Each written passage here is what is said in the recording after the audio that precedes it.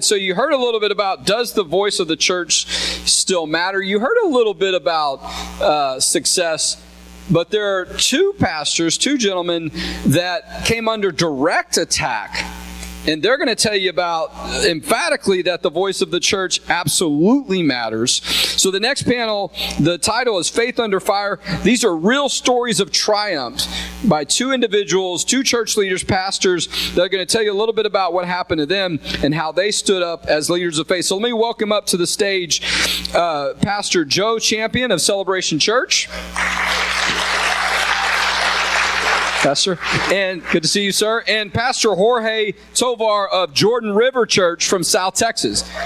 Come on, gentlemen. Pastor Joe Champion is the pastor of Celebration Church here in Austin.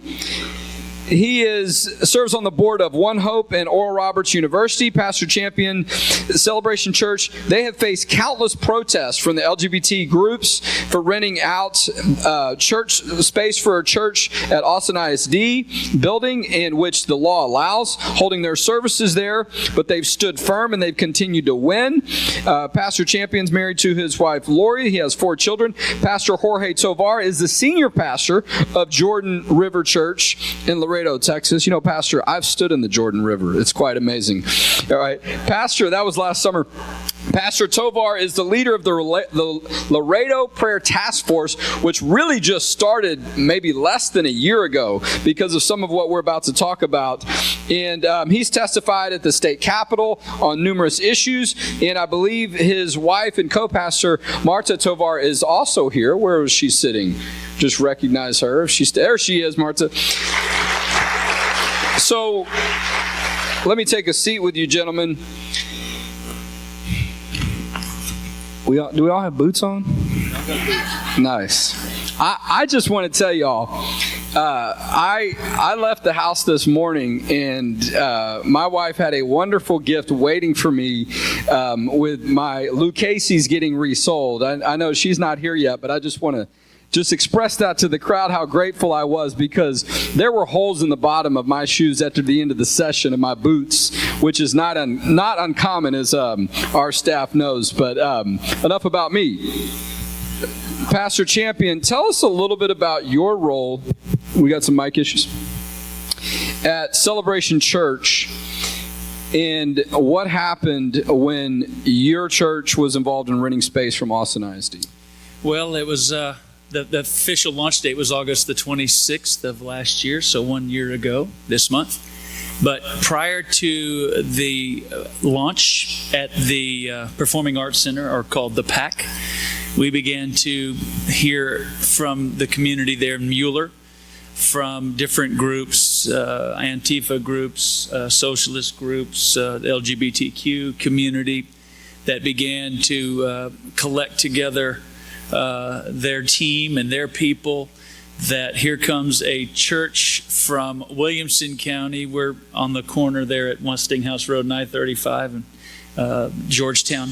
And they said, we are being attacked by this all-white, 100% white, rich, which I wish that was the case, but Republican, anti-liberal, anti-progressive, anti-Austin church. They're coming to take our space. They're coming to take the Performing Arts Center. And they came all the way from Georgetown. And we drove, and we just hiked, covered wagons. We did anything and everything. We flew a couple of people in. But when we opened up that day, there was about 150, 200 from various groups, Antifa, Black Lives Matter, then more probably from the LGBTQ community. You have never...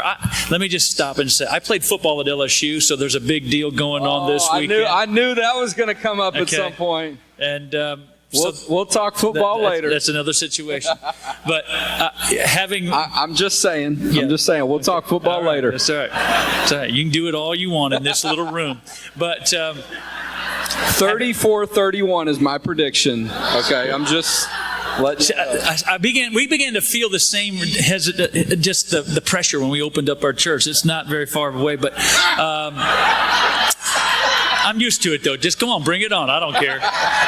Take your shirt off. It doesn't matter. But yeah, so Black Lives, and then so when we showed up that morning, what was interesting is the Black Lives Matter were there, and then our pastor, our campus pastor, Reese, is black, and about 25% of our congregation is black, African American, and probably another 30% Hispanic, and so the Black Lives Matter with their table set up, they go, well, who are these black people, and who is that guy? And they go, well, that's the pastor. And they go, we don't protest black people. I said, well, y'all should have done your homework. And so they literally picked up their things and went home. And it just began to unwrap. But it was, I was going to say this, having played ball at LSU, I thought I heard everything and saw everything in South Louisiana. And I can tell you, I had not until we had been facing what we've been facing for the last year. And they have done everything they can. Of course, the biggest issue has been with the AISD and the relationship that the LGBTQ community has on the inside with the school district, the school board. And I just want to make sure everyone understands, Celebration Church has an incredible campus of nice size in Georgetown. This is an effort, or this renting of the space was to have services in Austin. It's not, and I'm not pointing fingers at people that don't have their own individual campus, but Celebration Church has been around for how long? Well, 19 years ago, coming October, we started. So there's about 14,000 attend that campus. You got 14,000 people, your own standalone campus, and this was, an effort, we see it, quite often, of having another space in a different part of the, greater Austin metropolitan area, and a great opportunity to witness for Christ in a different part away from your campus. We can't plant enough churches in Austin to keep up with the growth. We're behind the curve, and we just need to be all pulling on together the same way and the same effort, planting churches, because it's just a fact. The kingdom grows through the local church. So yeah, we were just looking at expanding because we had people coming from that area, driving all the way to Georgetown, and so it's been quite a battle. I mean, the level of hatred, the level of what they have done every week in just from pouring blood on themselves to having mock seances or blood sacrifices. To be honest with you, you would have not wanted your children to walk through what our people have had to walk through for 1 year solid. They didn't miss a Sunday, and they were there for both services. There were times when we were Adobe Elementary School, middle school, but for the most part, the number would be anywhere from 10 to 25 people, and it was some of the roughest language and some of the most foulest communication that you've ever seen. And but with that, we had no other option. But the gospel is going to go forth. It was not an option. We were not going out. We were not backing out. And we really felt we had to do it for the church. We had to do it for the kingdom of God. Well, I will sort of celebrate later this year, blessed to have 16 years of being a licensed attorney in the state of Texas. And I remember even as a law student learning about cases in constitutional law where there's a tremendous amount of history of churches and religious entities using government space. And a lot of times these school district facilities, they're not being used regularly, particularly on Sunday. They're not having activities there. And oftentimes, it's a way to generate revenue for the school district. I mean, you think about Austin ISD, a lot of their schools are closing, or many of them are. They're getting smaller. They're having trouble with enrollment, and so we were giving them $32,000 a month. Yeah, $32,000 a month. Performing Arts Center.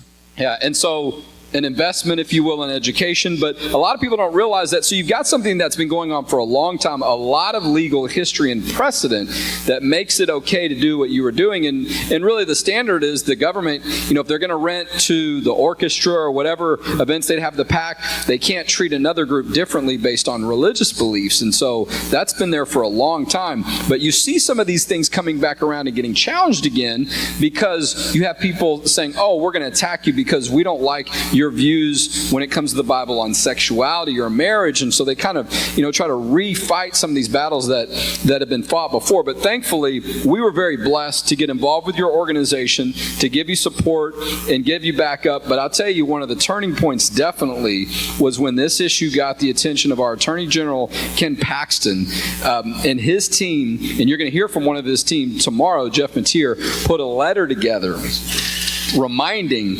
Austin ISD the black and white of the law on this issue, or the black letter law on this, that making it clear that if Austin ISD did push y'all out or did not allow you to continue to rent the space, they would be violating very clear principles in our Constitution, or constitutional liberties when it comes to these issues. And that put a stop to things. I'll tell you what, though, leading up to that point, knowing that we were in Austin ISD, I wasn't sure how it was going to go.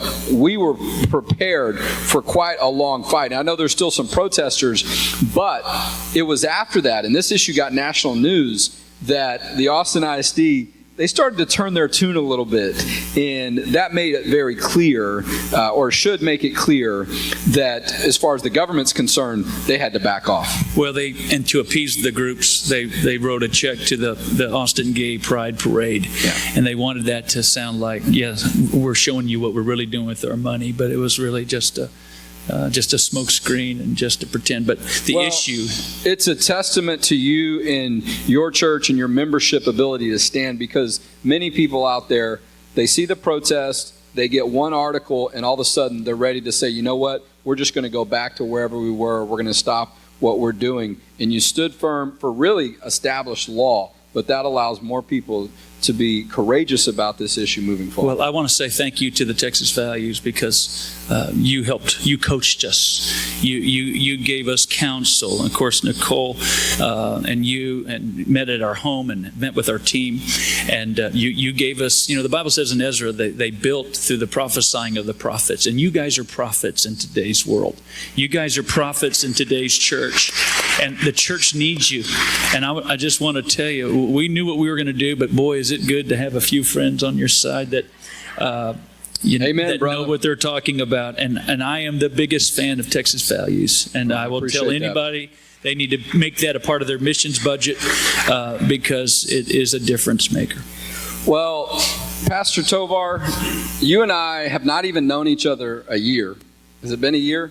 9 months. Not 9 months. Okay. And you were a firefighter before, right? And then got involved a little bit more with church ministry. I've continued to learn more about you and your witness when we've been around at different events. But our friendship and connection started a couple of days before Thanksgiving last year. Yes. Because you found yourself in your community really being targeted and attacked because of a new sexual orientation and gender identity ordinance. We call it a SOGI now, for sexual orientation gender identity, that had been proposed, and this would put sexual orientation gender identity specifically into local law. And we often see these laws used as weapons really to attack people of faith, to allow the government to punish people who don't have the same values as others. They have biblical values on some of these issues. But before that fight started, you were involved in this church ministry. How did you get involved as a pastor, and how did you hear about Texas Values to be in a position to contact us when this conflict happened? Well, actually, up to about 9 months ago, I didn't know a thing of the subject that's being talked about in this forum in these 2 days. I didn't know a thing. And my family has always been migrant workers, and we travel a lot. And I was born in Corpus Christi, not because they lived there, but because they were working at the time in the cotton fields. But we lived our lives in Laredo, Texas. So, and we grew up in ignorance, believing, somebody told us, Democrats are for the poor and Republicans are for the rich. So here we are. We were Democrats all our lives. And up until 9 months ago, the Lord opened my eyes. And I really repented, because voting for all these people that are now that I'm finding out they've gone extremely left and they're so liberal and they're so anti-biblical, I realized what I had done. So when the Lord started opening my eyes on this, it's because one of the city council women texted me and said, "Pastor, you need to come to the city council meeting.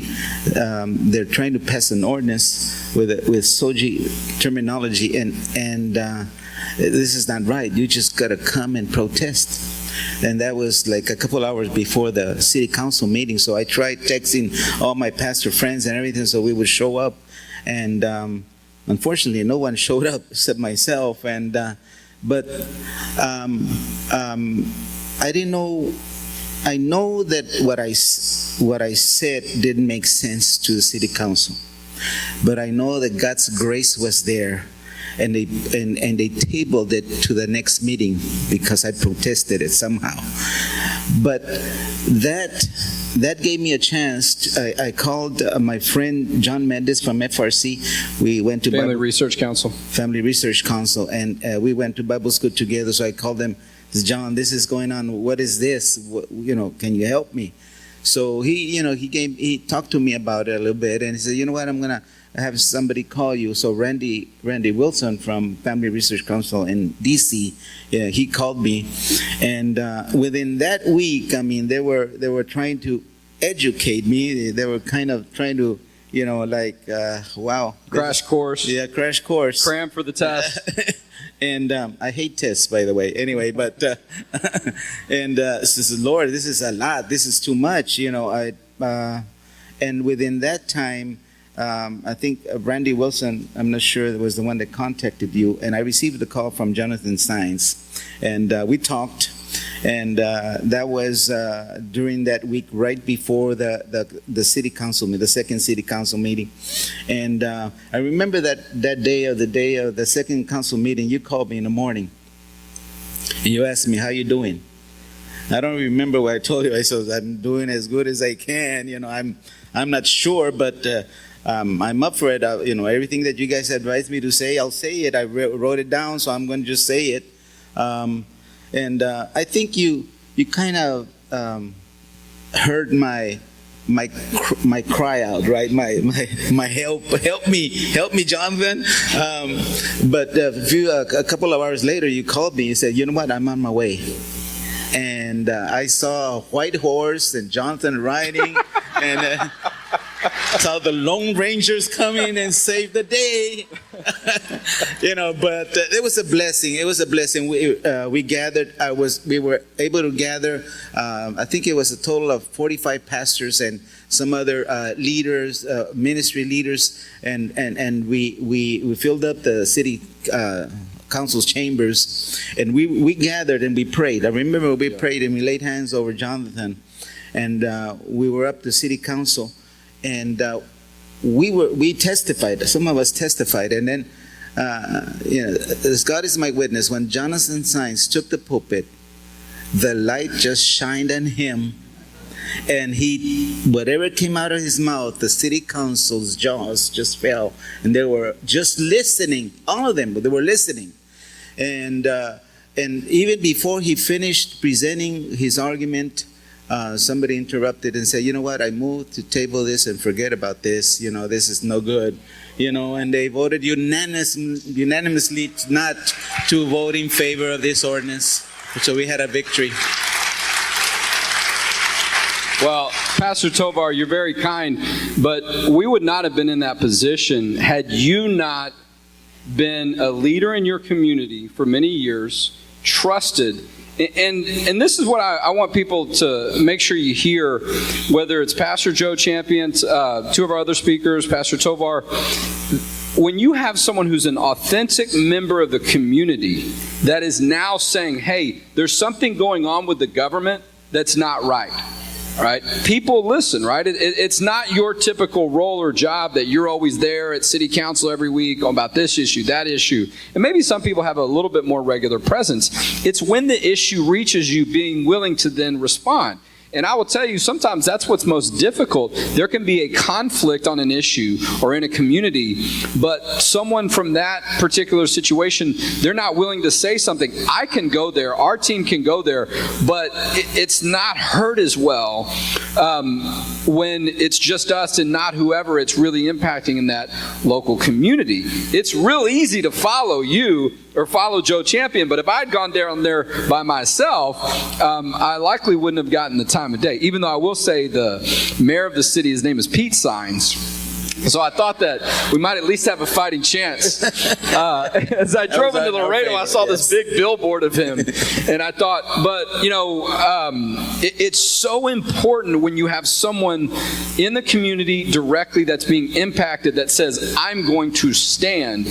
And, they didn't really know who I was before I took the podium. But I can guarantee you they recognized some of the faces of the pastors that you brought yourself. And that's the thing here. When you deal with these issues, sexual orientation, gender identity, a lot of people don't realize the impact they can have. You think about the cake baker, Jack Phillips. You think about feeding the homeless. Who does that? Religious people. They want to live out their faith when they do that. When you think about the millions, if not billions of dollars that people of faith, Christians, invest in or involved in, that's charitable work.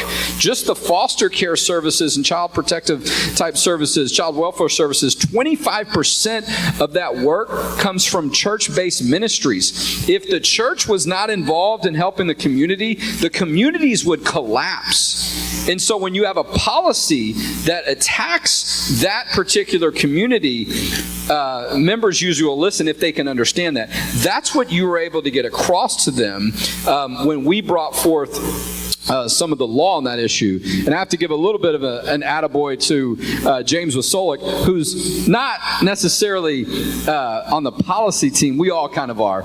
But we were all cramming, too, that morning looking at this ordinance. And James discovered and was backed up by other members of our team of a fatal flaw in this ordinance that sunk them. They were trying so hard to make an exception for all different groups to act like they were helping religious groups and it not apply to them, that they exempted out the city as well. And so the law really applied to no one. And so, but I just wanted to mention, though, how encouraging it was for me to show up that day with a room full of people. That sometimes is the hardest part of it, is getting more people to show up. And so my work and our team's work was made very easy. I want to throw this question to both of you gentlemen. So you did something locally that mattered to your church, to your community, and people recognized you for that. They recognized your leadership. But I don't know that either one of y'all had ever done that before and been in that role and got substantial amount of media attention, if you will. This is for both of y'all. I'll start here and then we'll work back to Pastor Joe Champion. What gave you the courage, Pastor Tovar, to do what you did and to make a difference? And by the way, before I forget, when the city of Laredo voted to table that sexual orientation and gender identity ordinance, as far as we know, it's the first city in the state of Texas that took up that issue and essentially did not vote for it, but tabled it and effectively voted it down. That's history. So, but talk to us about your courage to do what you did and how you can encourage other people to do the same. Well, ever since I met the Lord has been my strength and my encouragement. And just I guess, finding out by city council that something was wrong and something was not right. I've always had a heart for the underdog, I guess that's why I like Dallas Cowboys, So, but I in fact, I stopped seeing football a long time ago because I wanted to live longer, So. That's next year's policy form. Faith, family, and football might be next year. Anyway, but the Lord just gave me encouragement. He woke me up in the middle of the night. I've shared this with you. He called me out and he said, "Warrior." Of course, he said in Spanish, the heavenly language. But he called me out 3 times, "Warrior, warrior, warrior," and I woke up. and he wanted me to see. Because at that time I thought it was only us, our community. I thought it was just happening to us. Wow. And as I started researching and I started going out and the Laredo Prayer Task Force formed, and we meet every month, and so that encouraged me to let other pastors and keep the unity, because I saw that the unity just developed in our city, and with pastors, and the barriers just broke down just by God's grace. And so the Lord showed me in my heart that there were states. I finding out in the news, and it's funny that now I started realizing that there were stuff in the news about the same thing that happened to us, and I started seeing laws that were being passed, and the Lord showed me they are pushing me out of their state. So, and then He showed me Texas. He says, Texas, there's still an opportunity. So that was born a Keep God in Texas. Keep God in Texas. Well, yeah, if you haven't seen it yet, possibly coming to a city to you soon is an event. I think there have been 3 or 4 of them already, led by the Laredo Prayer Task Force. Keep God in Texas, Corpus Christi, El Paso, Laredo, and I know there's a couple of other places you're looking at. And I will say, your courage might have something to do with your background as a firefighter as well. I guess, yeah. I'm a retired firefighter. Retired about 7.5 years ago. I was involved with the union and as a vice president, and the Lord took me to put my hand and place my hand on political stuff and just minor things. I thought, what in the world am I doing with politics, right? And I'll just do it because I'm a vice president, so I learned a thing or two, not very much, but now I know why the Lord was taking me through that, because it's becoming part of my ministry now. So we started having these Keep God in Texas conferences, and we've had it already in Laredo and El Paso, and this September 24th we're going to have it in Corpus Christi. Well, make sure you talk to Pastor Tovar sometime during today if you want more information about those events around the state. Pastor Champion, Austin, the greater Austin area is no easy area. It's probably one of the toughest areas to take on an issue like this. Talk to us about where your courage came from to do what you did. I guess first, the Word. When you see the truth based in Scripture, especially in our world today, I think that the more our country has gone away from the Word of God being its foundation and its source, the more socialistic, the more liberal we're becoming. It's going to continue this way. I feel like if the church, in fact, this morning I woke up with this thought, Joe, it's time. You got to tighten the screws a little bit on the church. And what for me, I'm hearing the Lord say, especially in the church, I think we've done a great job of making sure our church is open and welcome, and that's our position, that's our stance. It doesn't matter who you are welcome. You are able to come and welcome to come. But I think in that movement we've given the church too much to the world. We've allowed the world to take and influence the church rather than the church influence the world. I feel like there has to be a shift. There's just going to have to. We cannot apologize for the Scriptures. We cannot apologize for truth. I feel like for me, that was the first step. And then the second thing would be, when we moved here 19 years ago, it was a phrase, it is Austin. We had pastored in 10 years in Louisiana, and I'd lived all over the country. My dad was an NFL and Canadian Football League coach, and born in Canada, and then settled in Louisiana. And after pastoring there with my wife for 10 years, this phrase on the same day just came to us. It was alive. It just said, it is Austin. It was spring of 2000. And she and I just looked at each other and just said, it's Austin.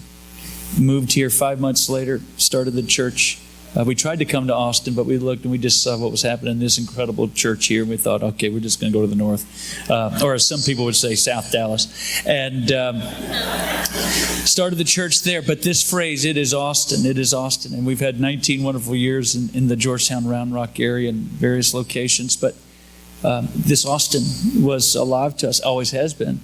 And I'm nothing against Georgetown. I live in Georgetown, but when we built our building faces Austin. And I jokingly say this to our Georgetown residents, including myself. Our butt faces Georgetown, but our face faces Austin. Now, here's the point. What happens in Austin is going to affect Georgetown. And we've got to maintain that the heart of what's happening in this city not only affects the state of Texas, it affects the world.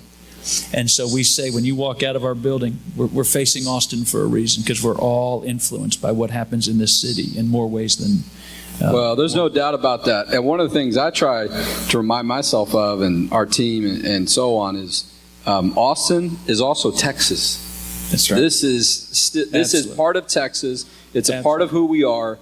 And I think that's just something to continue to be mindful of, that it's the state that we love, and the values are faith, family, and freedom. Yeah. And not just for all the places outside of here, but right in Austin as well. And there are people that are not aware of that. They're not aware of where it comes from. But there are more people that are moving here, and they're looking for those values of faith, family, and freedom. And many of them are moving to Austin, and we have a great opportunity. Gentlemen, Pastor Joe Champion, Pastor Jorge Tovar, thank you so much for being on our panel today.